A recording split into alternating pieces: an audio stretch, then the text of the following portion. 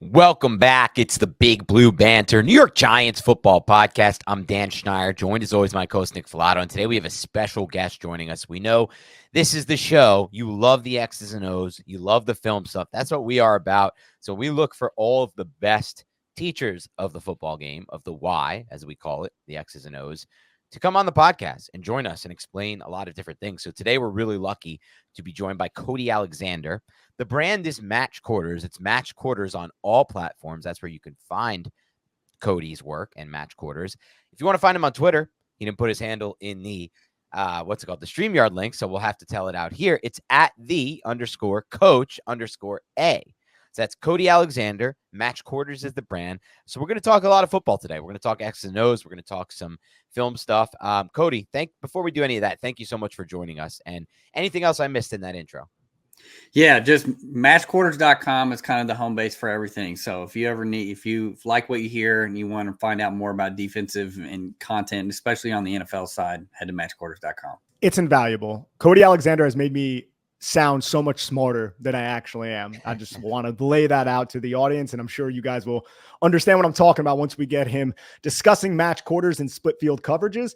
And as we know, look, Shane Bowen is now the Giants defensive coordinator. There's no more Wink Martindale, and there's a stark contrast between those two defensive coordinators. Cody Alexander, one of his books is called Match Quarters, and that's going to be a lot of the philosophy that we see from Shane Bowen. So, Cody, can you kind of give a pros and cons of running split field coverage versus different offensive personnel and different offensive personnel sets, and why we've seen such an intense proliferation of split field coverages over the last several years? Yeah, the biggest difference is going to just be the tightness in coverage. You're just not going to get a lot of the same looks that you get in a cover one that you guys probably have become accustomed to under Wink Martindale. So it's a big cover one, big closed post defense, which means we're going to have a safety deep and in the middle of the field. Quarters is a little bit different than that. We're going to cap verticals, but we're going to stack the receivers. So it's not necessarily that we're going to have no one in the middle of the field. Yeah, it looks if you just snapshot the kind of the pre-snap, what the defense looks like, it does look like there's nobody in the middle of the field. But what Quarters really does, especially the way that Bowen runs it, is you create layers off of these concepts. So it's not just the old school country cover four. I call rail coverage because it's like you're on train tracks. You're just backpedaling on your landmark. You're not moving or working with anybody. But it's also not the college match quarters in the sense that where if you watch college football, especially like the SEC is real big on this, but the bracket coverage where you've got a lot of on-ball corner play outside, safeties are really, kind of there to help the slot. The nickel's really pretty much manned up. So it's really man heavy. That's kind of the Sabanification of the college football kind of landscape. Everybody kind of runs this bracket coverage now. The NFL, you can't do that. You get too many reductions, condensed formations, too much pre-snap motion. So you got to really work through that. That's why you see more kind of these blanket zone match quarters where the underneath guys are relating and then the DBs are capping receivers. So that to me is going to be the biggest difference that you saw from last year, which was more of a blitz-centric cover one style play to kind of a bend but don't break defense that you see from Shane Bowen. So we're talking about underneath as in linebackers, overhangs, and players. Like they're just going to relate to the route distribution, what's happening, what the receivers are doing, what they're seeing. And then the safeties and whoever is playing kind of the deep quarters type, they're just basically going to provide security over the top of those routes. That's what you mean by capping, correct? Right. We're going to compress the field, and it's different than cover two. So like the problem with Tampa coverage is that your safety's working to a midpoint. Right. So there really is no one in the middle of the field. That's why you have to run your mic through the middle of the field, or you have to manipulate it. Teams have gotten really good. Tampa's actually kind of had a little bit of a comeback, but it's come back with what are called non-traditional Tampas. So we're going to move guys. It's not going to be the traditional Mike just hauling it down the middle of the field. We want to keep him in the box. So maybe we do a safety rotation. Maybe we show you middle of the field close, but then we spin to cover two. But again, the problem with cover two is you're midpointing those guys outside. Quarters, you're actually going to cap these receivers. So we're going to stack the receivers. We're not going to allow you to get any kind of vertical release. We're going to play a lot more off ball. But quarters, because it essentially is man with rules, especially for the corners, you can mix up your techniques with the corners. We can press. We can be a hard press. We can be soft press. We can play off. So there's a lot of different ways there's a lot more nuance to it than just, hey, everybody's at 10 yards. Don't get beat deep. And so underneath, you were asking about underneath, it's pretty much match, carry, deliver. Okay. We match anything outside. We carry anything vertical and we deliver anything back. And so it's kind of, you're relating, but I'm not taking it all the way across the field. So once we can get a switch, but once we get the switch, I'm only going to relate to that to a certain point, and then I'm going to release it. Interesting. And I have a few questions I want to dive into before we get into a few of these other concepts. But before I wanted to do that, I wanted to talk a little bit about defenses that employ divider rules. First of all, why are they deploying them, and when are they deploying them? And just let's actually take it a step back for our listeners and explain what divider rules are, how prevalent they are in the NFL, and what's the context around them. Yeah, so a divider is essentially telling you where the leverage of the defensive back is going to be. Is he going to be inside or outside? Normally, you're not going to get head up unless it's just kind of like, there's a few times you will get head up in a soft press situation where you really want to just force the receiver to show you his cards early. But the dividers are really based off of alignment. So the closer to the box, I want to get outside, and we're talking more corner at this point. The further away, I want to protect inside, especially in quarters, man coverage, cover three. We want to be inside because we that's where we can get hurt. Anything outside or anything as we get closer to the box, we want to move outside because we want to funnel things. Normally in cover three and cover one, if I'm a nickel or I'm inside, I want to actually be outside of the guy. And I want to compress it because where's my help? My help's in the post. So I want to actually funnel everything to my help. When we look at it in terms of a quarters or a cover two and quarters, it depends on the preference, but sometimes if it's a really zone heavy quarters, you will get that outside leverage of the corner. We want to funnel everything back to the safety on the hash. I'm going to overplay the fade route because it's the one thing that can get hurt. But the overhang typically is going to be inside of number two. But those dividers are really more of just a leverage tool. Football can be brought down to kind of these basic ideas of offense is trying to create space, defense is trying to constrain it. So I want to eliminate as much space as I possibly can on a defense. And a lot of times it's just a leverage tool. So if you're reduced, you really can only go two ways. You can go out or you can go across.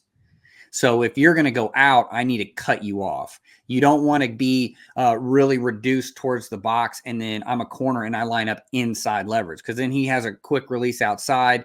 Now I've made it a track meet, or I'm already I'm already beat on an out route. And so that's where the dividers come from. How do the run fits fit into being a divider in terms of just the contained defenders on the outside? Yeah, it actually can help you in the run fit if you are in overhang, because if you get a reduction, you don't necessarily want to give them the angle to block. I want to force that slot to show me where he needs to go.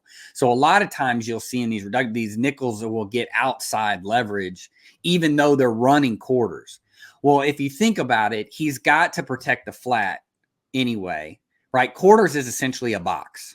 Okay, we're creating a box, especially to the three receiver side. So we're creating a box. So he's already got to push to the flat. So might as well just go ahead and get outside. So at least I can define that block, not only for myself, but for that corner as well and the safety as well. I don't want to tuck myself inside and then get hammered and ear hold inside and then just allow me to get road graded down just because of my alignment. And so that's where it is in the run fits. Corner wise, if we get a reduction, we want to be outside, like you were talking about secondary run support, and in quarters, that would be your corner. So we want to be outside leverage on any of these condensed formations because I don't want to get caught inside. So it's the same kind of concept as you would see in like your passing concepts. I want to eliminate space. I want to condense it. So by doing that, I'm going to build a wall outside instead of inside. So we've seen teams like the Rams in recent memory. They played split field coverages with a light box, kind of just being like in a -1 with a 7-man spacing up front.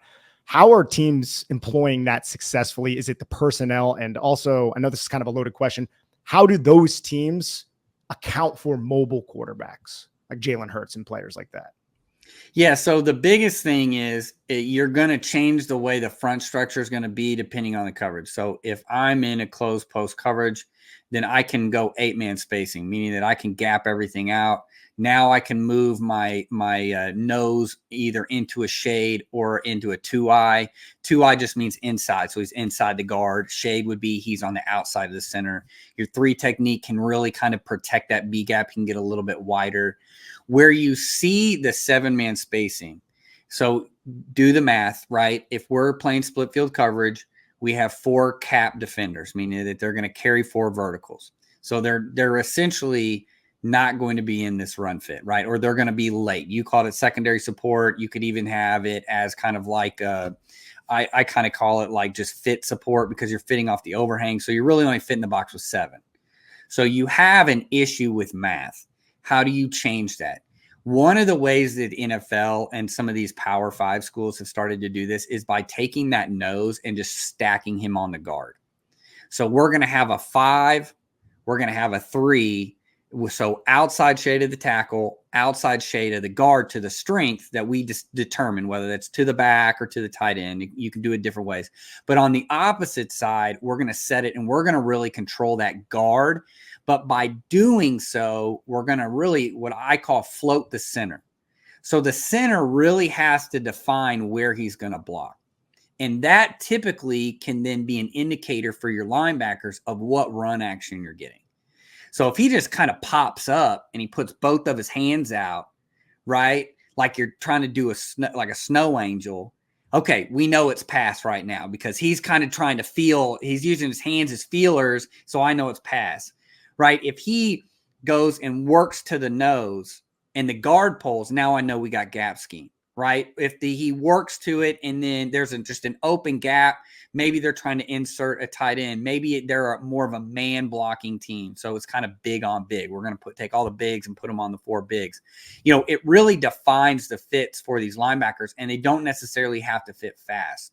I think when you go post safety, now everybody has a clear defined gap. So that's where you see, like, if you ever watch the Cleveland Browns, like, I mean, those linebackers, sometimes you couldn't even tell if they were blitzing or not on play action, right? Like, it just looked like sometimes they were blitzing, but that's because open window, shut window. It's that old school, you know, you probably heard it if you play little league football. Hey, you get an open window, close it, right? We don't want the door. We don't want the window open, right? So you go and close it. Well, you can be really quick in that. So what we're trying to do in 7-man spacing is just try and slow everything down in the front so that we can buy coverage on the back end. And so by putting a nose on a guard, we're going to play what's called knockback, fallback, or lag technique. So my job is, my initial step is I am going to extend both arms and I'm going to press that guard back. If he wants to go to the right, I'm going to put my head on the left. If he wants to go to the left, I'm going to put my head on the right. And that's going to be my primary gap. But I'm staying in front and in control so I can then, if the ball crosses my face, I can then cross over. So if I had, let's say the guard goes to my left, I'm going to put my head in the right gap, right? So I'll end up being in the B gap. But if that ball crosses into that A gap, then I can actually shift back over into that gap. And that's called gap and a half. Yep. So it's kind of the old school 2 gap, but more or less what they're doing now is primary, secondary, and letting the linebackers are what's called ball fit. So the worst thing that you can have in play action is your linebackers slam into a gap and then they run a crossing route behind them. And that's typically what you're going to find out. That's why the Browns play so much cover 1. Because if you're going to play fast up front, and the Cowboys are another example of this, even though the Cowboys didn't have that great a run defense, that's a different story. But they wanted to, you know, if you're going to be fast into the gap, then you're going to have to play tighter coverage on the backside.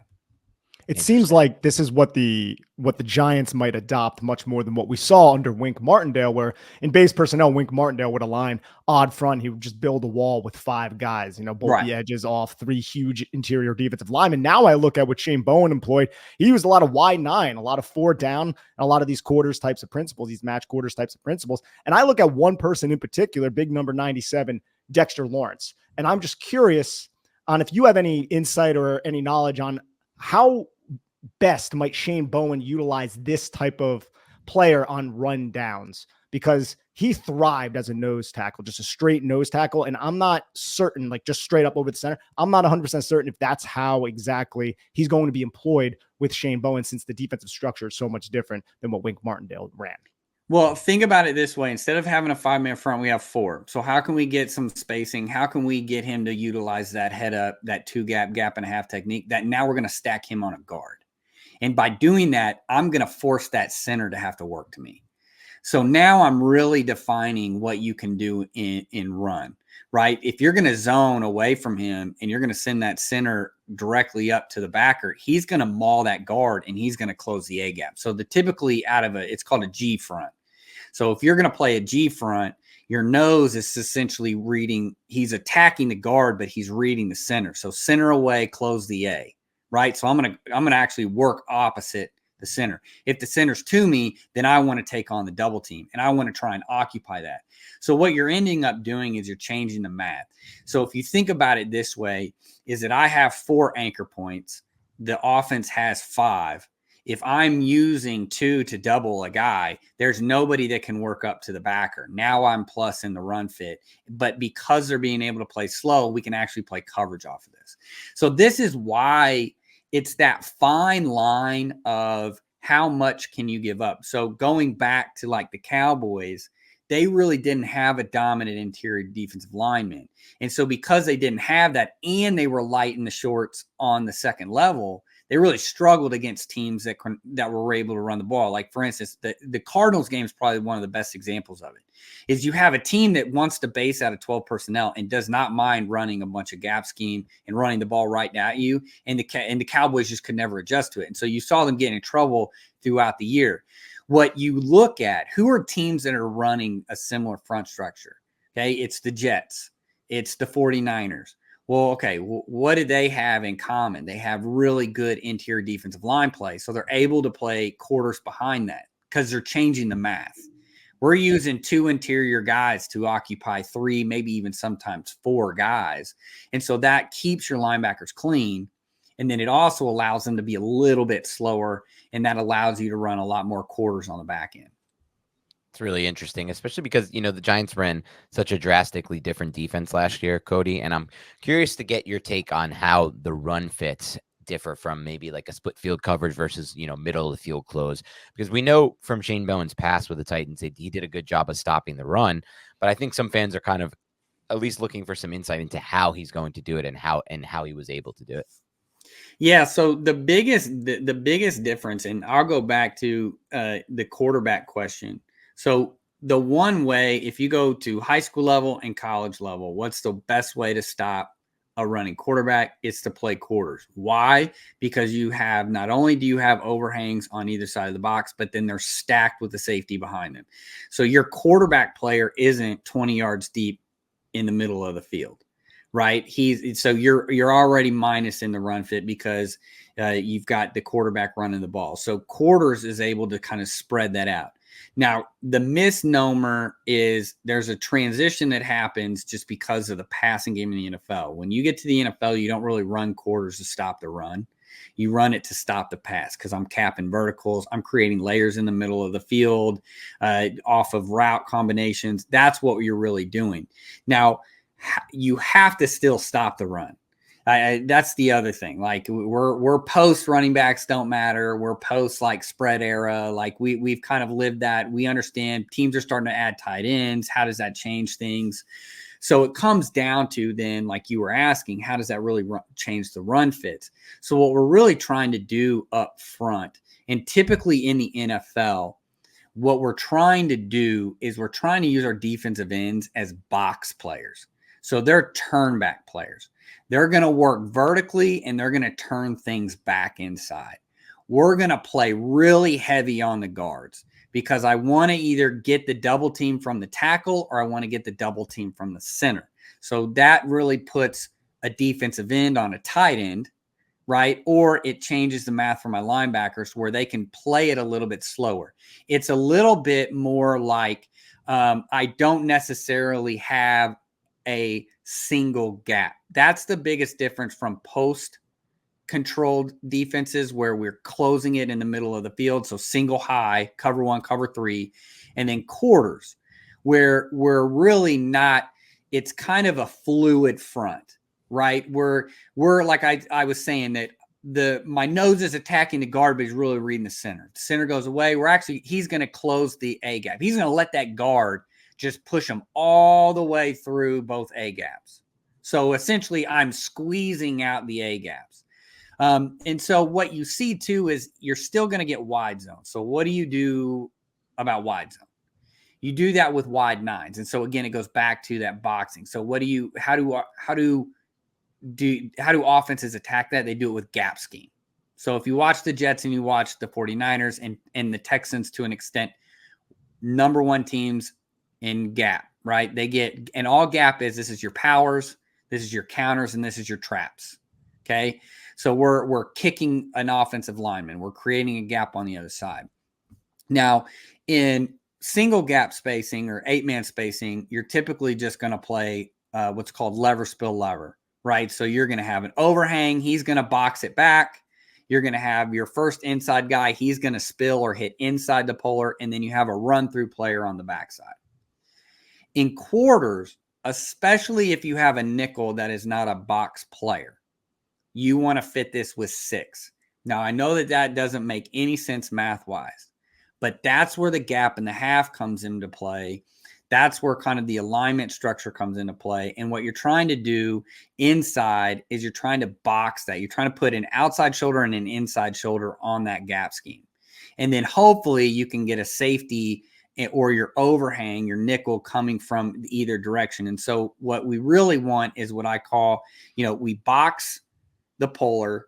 So we got an outside guy and an inside guy. And then we're going to have our cap defender who's probably going to be a safety is going to fit on top. So we have inside, outside, and then a cap.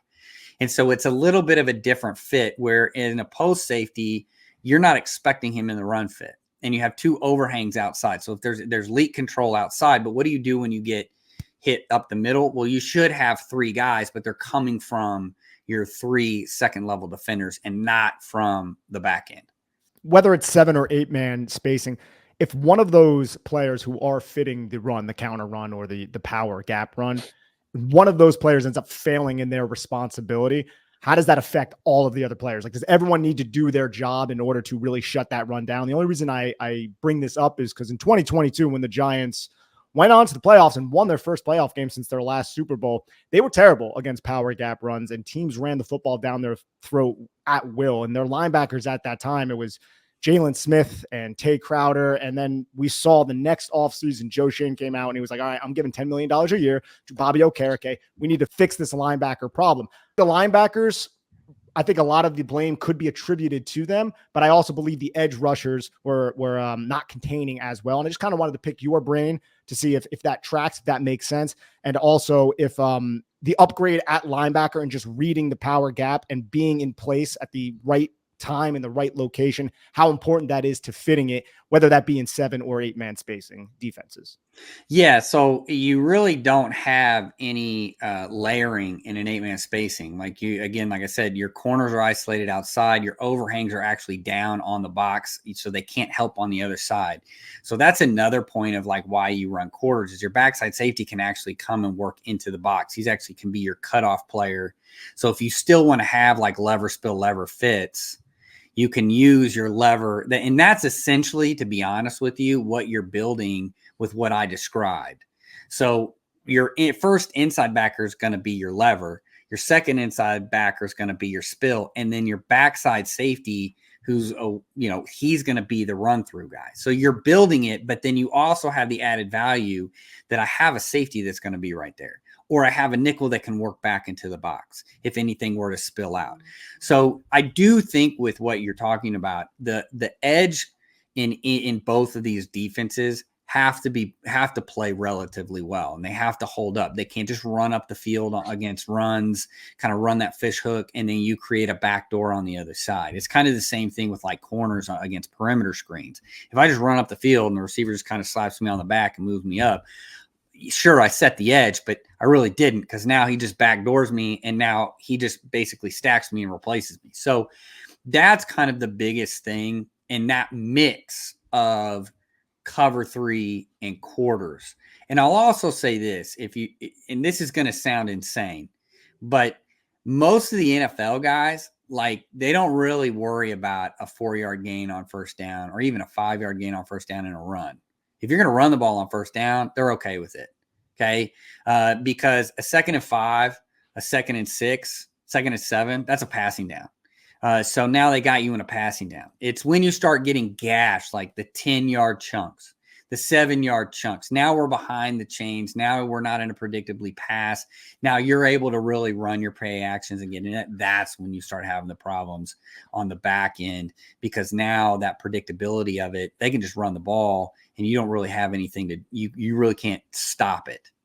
Do you think a lot of the times when we see defenses just get gashed by the run, how much of that is just a lack of personnel and it comes down to Jimmy or Joe's? Or when you're watching, do you see just from a scheme perspective, like, what is this defense trying to do? Or is this defensive coordinator trying to implement a defense that he just does not have the personnel to actually execute these schemes, and he's just kind of being stubborn? Like, what do you attribute a lot of those like poor run defenses to exactly? Like, why do they suck so bad? I really think it does come down to personnel. The NFL game is so different. You can't go to high school football on Friday night and then watch football on Sunday and be like, oh, this is the same game. The run fits that you see on Friday night should be the exact same on Sunday. Remember, this game is played in the middle of the field. It's a pass-centric game. The quarterbacks are now able to run. Whereas we just haven't seen a whole generation of quarterbacks. I mean, really, if you look at it, you really don't see statue quarterbacks. Even some of the big statue guys that, I mean, like, for instance, like Joe Burrow, the guy can actually run. He just doesn't need to, and they don't want him to, but he can if he needs to escape. So, I mean, I think even like when you break it down, quarterbacks now have to be able to be mobile. They have to be able to move around. That they're also part of the run game. I think the NFL has finally released their stranglehold on the fact that quarterbacks cannot run. That's why you've heard like people are actually investing in backup quarterbacks. So to me, that's kind of changed the way too that you see this. Also, the passing game has just accelerated. It's just become you can't be, if you don't pass the ball, you're not going to win. Right? Running will win you the game if you're ahead, but passing is going to actually win that game, right? That's how you're going to score points. And I think analytically, we've passed that point. I think people understand running the ball is less efficient than passing the ball. Okay. That's why quarterbacks are now like making, as much as some countries in this world are making in gross domestic product, right? Like, it's like, there's a reason why Patrick Mahomes is worth like $500 million.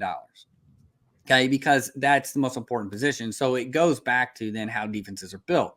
Now, this is where the transition in the NFL is going to start happening. So we're going to start seeing more 12 personnel, 21 personnel, but we're not losing that spread way of thinking. Like, you go and watch the Dolphins. The Dolphins are essentially a meme offense. Everybody on that, including their tackles and guards, are all like the fastest human beings at their weight.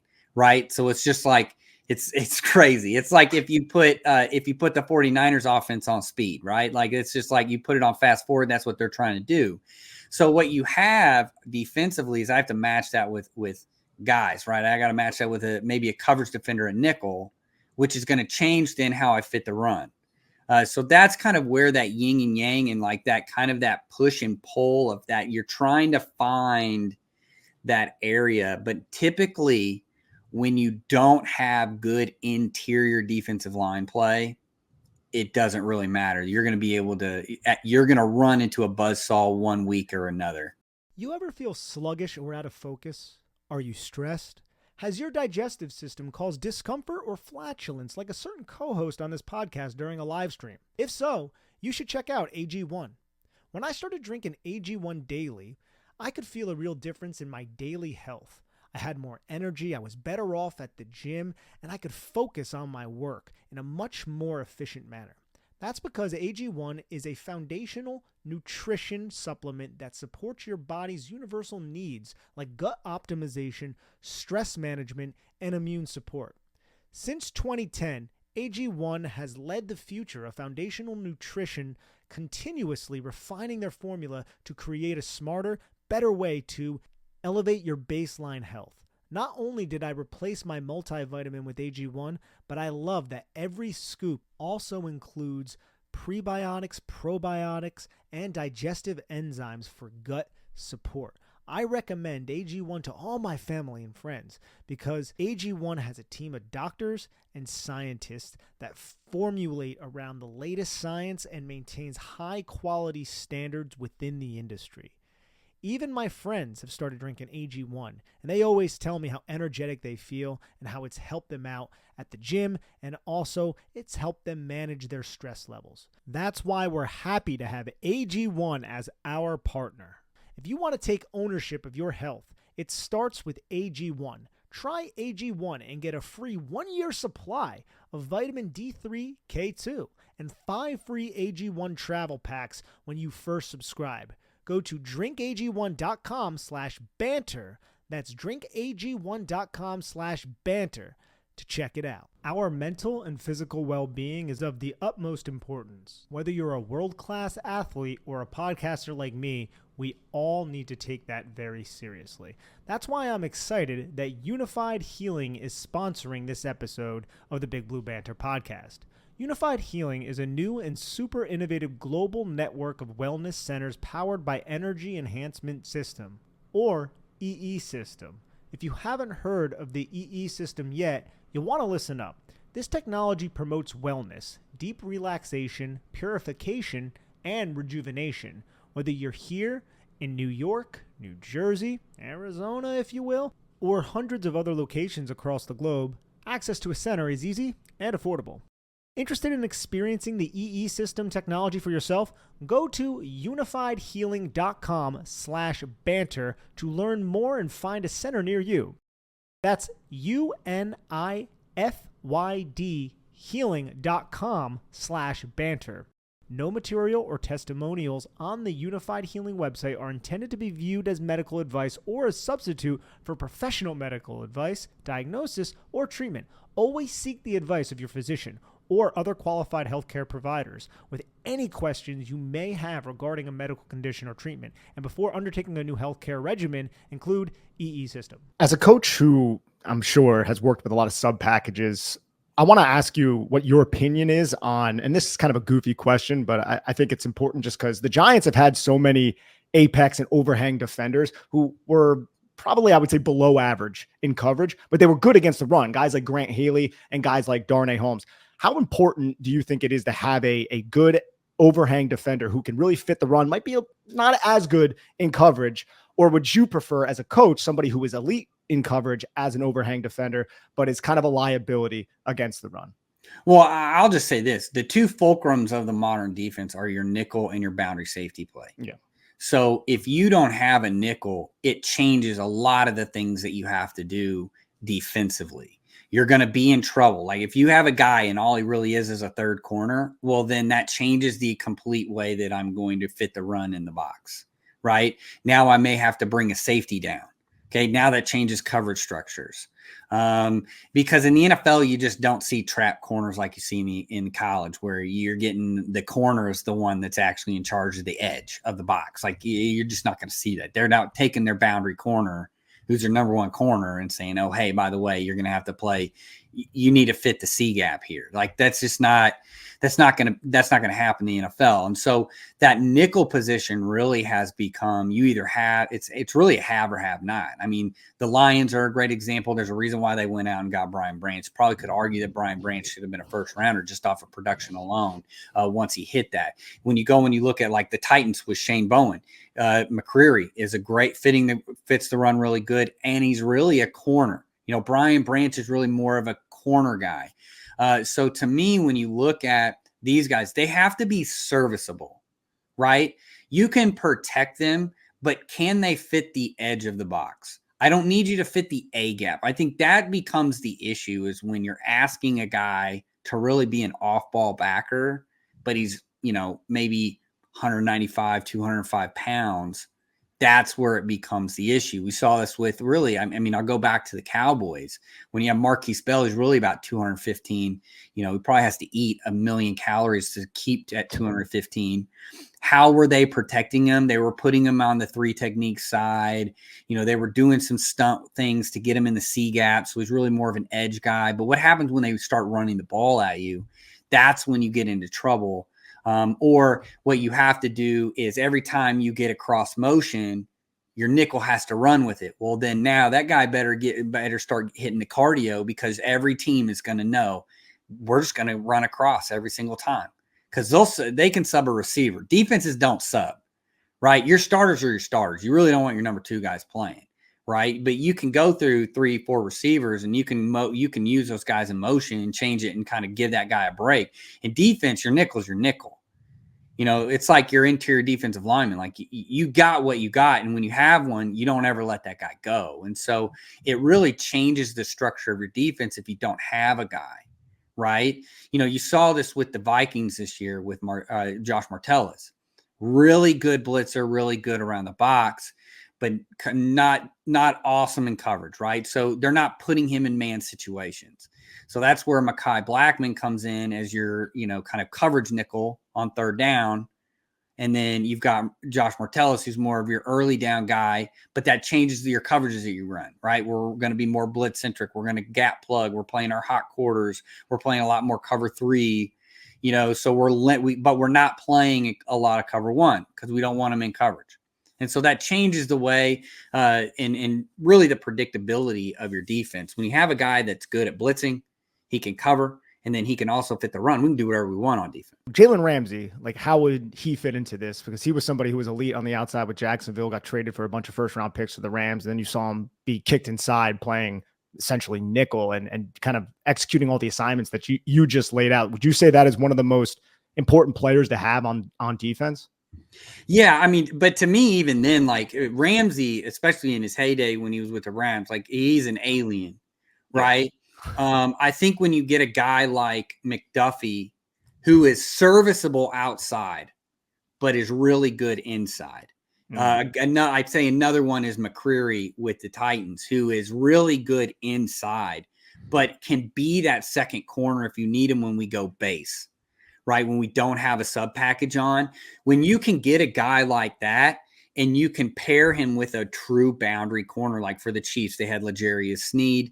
And then, now the Titans really didn't have a good boundary corner, and which is why they went out and got all new corners this year. So, that to me that's where you can really get it. But if I can get a guy, for instance, like Brian Branch, and I can put him inside and I can just leave him inside, or like a guy like for the, let's stay in the NFC, like Kyler Gordon, who again can sit inside. I don't have to worry about him. But I've got 2 serviceable guys outside. It just changes your defense.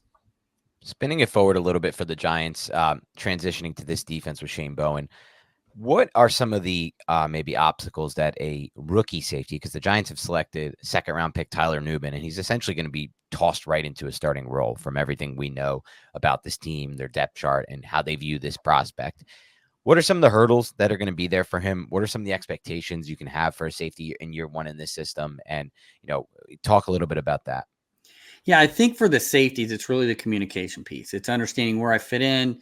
What's the communication piece? He's coming from Minnesota. Minnesota ran a quarter system. It's going to be very similar. It's going to feel similar, but getting used to the speed of the game.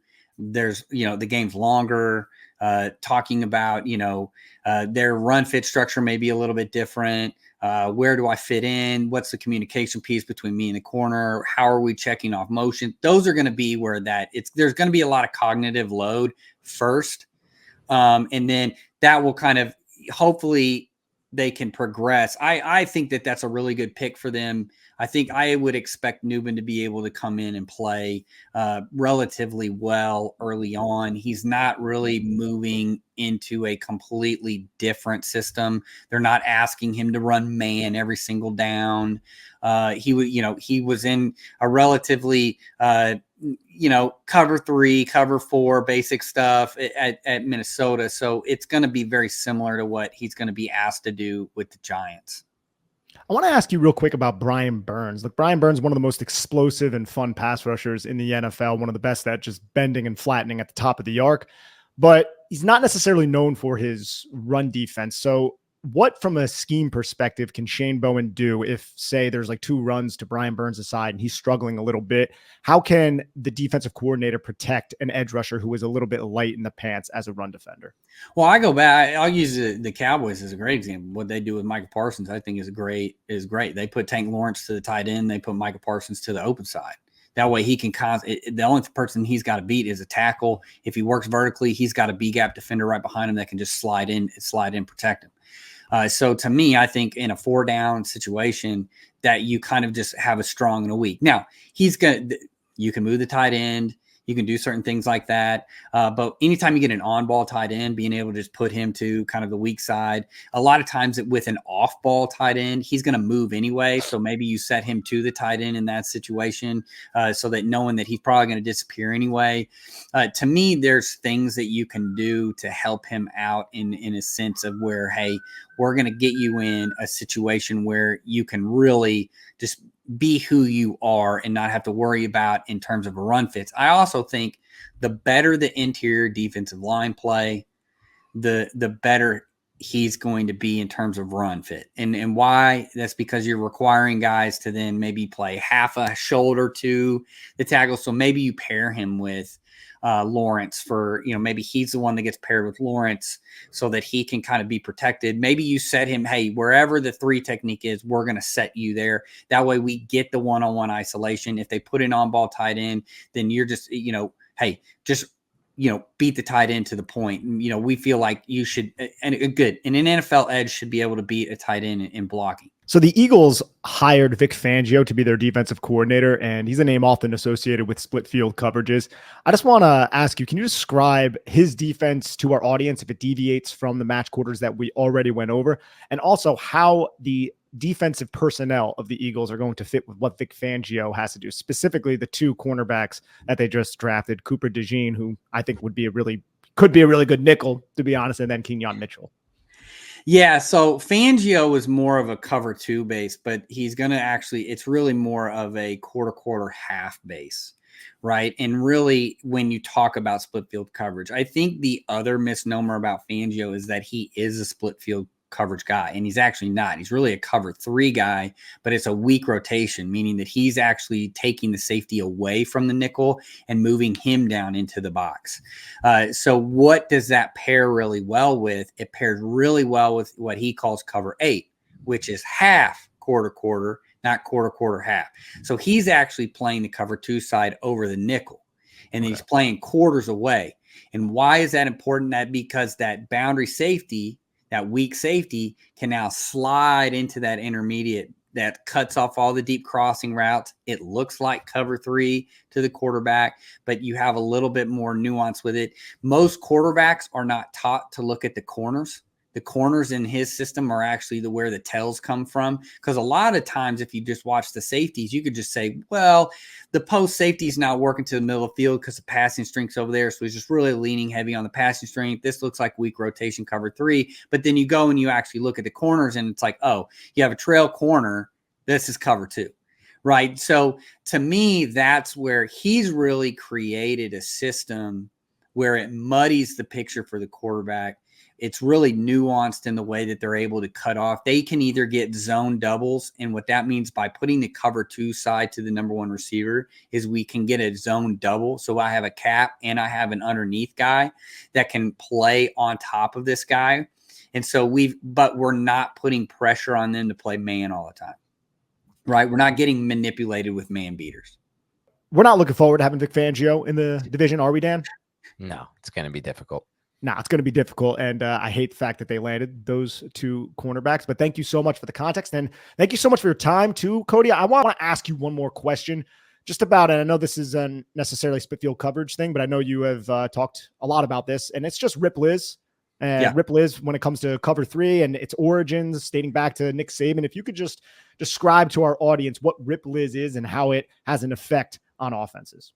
Yeah, so Rip Liz is what you would call a man match cover 3. And all man match means is that once the receiver runs to a certain landmark or spot or a cutoff point, then I'm going to man up on that guy. That's why it's really hard if you get 4 verticals. It's really hard for you to tell whether it's cover 1 or it's cover 3, just because of it's going to fit. I mean, it's going to look just like cover 1. All Rip Liz is again, it was created to be able to defend those 4 verticals. We're really going to let the seam players play almost man. So the seam defenders have all of 2 up and they have all of 2 out. So we're giving them defined rules. If you go out, I'm taking you man to man. If you go vertical, I'm taking you man to man. It's really the inside guys that then are becoming the zone defenders. And one's typically going to be on top of the running back. The other one's going to kind of be your vertical hook defender that's going to work into that vertical part so that you can at least build a layering system in the middle of the field.